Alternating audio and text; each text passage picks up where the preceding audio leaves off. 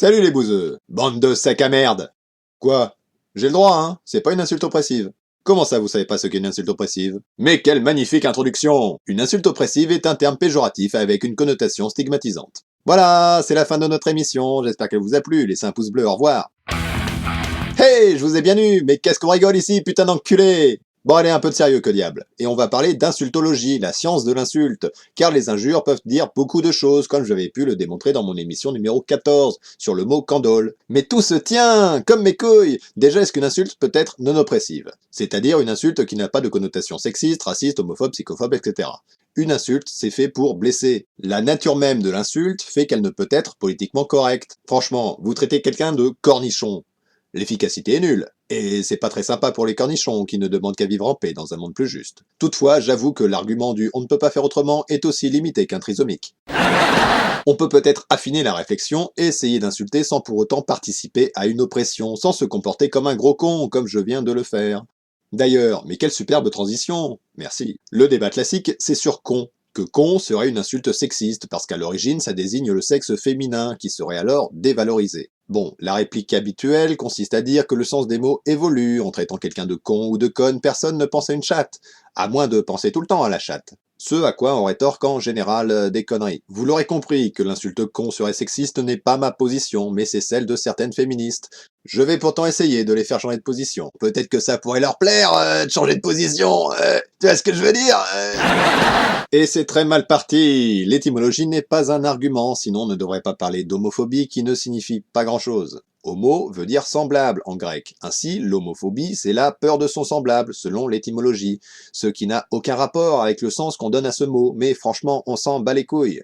Si vous êtes gay et masochiste, mettez un pouce bleu. Que dire du mot femme, qui vient du latin femina, celle qui enfante, réduisant les femmes à la procréation, signifiant que le mot femme est lui-même sexiste. Et donc, par extension, le mot féminisme possède une étymologie sexiste. Si on part du principe que le mot con est sexiste en se basant sur son étymologie, alors le mot féminisme aussi est sexiste, ce qui est très con. Vous êtes convaincu? Vous ne devriez pas. Il s'agit d'un sophisme de la double faute. Ce n'est pas parce qu'on ne prend pas en compte l'étymologie pour les mots femmes ou homophobie qu'on doit faire pareil pour d'autres. Ce n'est pas une justification rationnelle. C'est vrai. Mais j'avais rien trouvé de mieux. À moins de vous démontrer que c'est bien le sens des mots qui fait tout.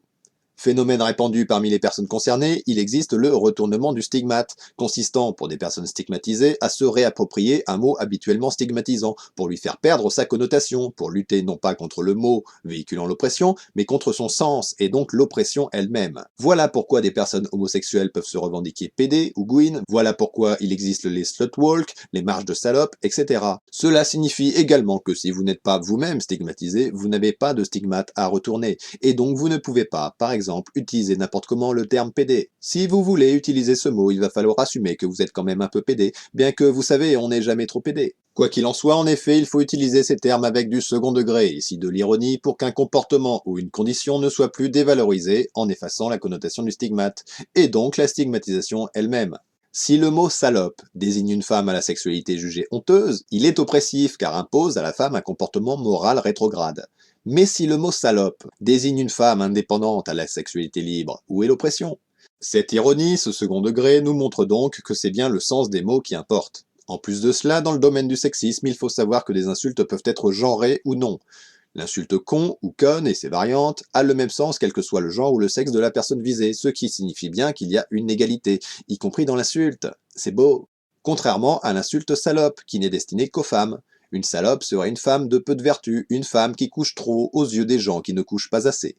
Alors qu'un salaud, c'est juste un connard. Cela signifie bien que ce terme est connoté de telle façon à réprimer la sexualité féminine uniquement. Si vous n'aimez pas les femmes qui baisent, continuez à vous branler, mais faites pas chier. Alors évidemment, je reste sur des trucs faciles parce que je suis fainéant, je le suis tellement que je vais me citer moi-même avec un extrait de ma première émission. Regardez, le mot chippie par exemple. Une chippie, c'est une jeune fille qui fait des caprices, une fille qui ne pense qu'à elle, pour qui le monde tourne autour d'elle. Existe-t-il la version masculine du mot chippie pour décrire un tel comportement qui serait fait par un garçon? Eh ben non. Tout simplement parce qu'on tolère qu'un garçon considère que le monde tourne autour de sa gueule. Fin de la rediffusion. On peut continuer sur d'autres exemples, je n'ai pas rempli mon quota journalier de grossièreté.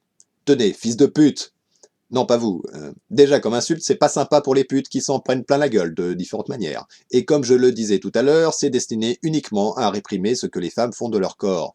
Un gigolo, qui est la version masculine de pute, c'est pas très insultant, au contraire. On va plutôt trouver ça cool, un mec qui est payé pour baiser avec des femmes riches. Je tiens à préciser que je suis moi-même très disponible. Pour finir, comme disait le poète... Il s'en fallait de peu, mon cher, il s'en fallait de peu, mon cher, que cette putain ne fût ta mère, que cette putain ne fût ta mère, cette putain dont tu rigoles, parole, parole, cette putain dont tu rigoles. Oh. Merci, Georges. En plus, insulter quelqu'un en l'attaquant sur sa mère qui t'a rien demandé, c'est quand même vachement fourbe et lâche. Ce qui me fait dire que si un type utilise cette insulte, eh bien c'est plutôt lui, le fils de pute.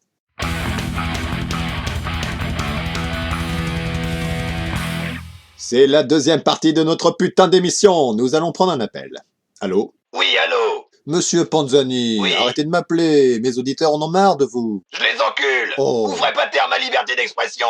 Aujourd'hui, on peut plus rien dire à cause du politiquement correct des gauches de bobo d'extrême gauche! Mais monsieur Panzani, il faut accepter que le langage évolue. Il y a de nombreux termes qui ne sont plus communément acceptés, comme bamboula. Oh, bamboula, c'est encore à peu près convenable! D'accord, face de craie. Vous pouvez pas dire ça! C'est du racisme anti-blanc! Vous voyez ce que ça fait? C'est pas pareil! Nos insultes, ça fait partie de nos traditions, de nos valeurs nationales héritées de nos ancêtres! Vous voulez dire que ces insultes datent de l'époque où les femmes n'avaient pas le droit de vote et les noirs ramassaient la canne à sucre? Oui, non, vous êtes un social justice warrior! Écoutez, monsieur Panzani, vous êtes allé trop loin. Ici, on est en France et on parle français. Je ne peux pas tolérer une telle immigration linguistique massive. Au revoir.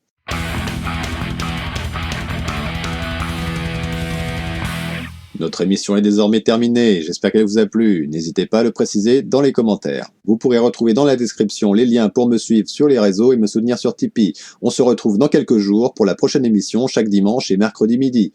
Allez, salut les bouseux!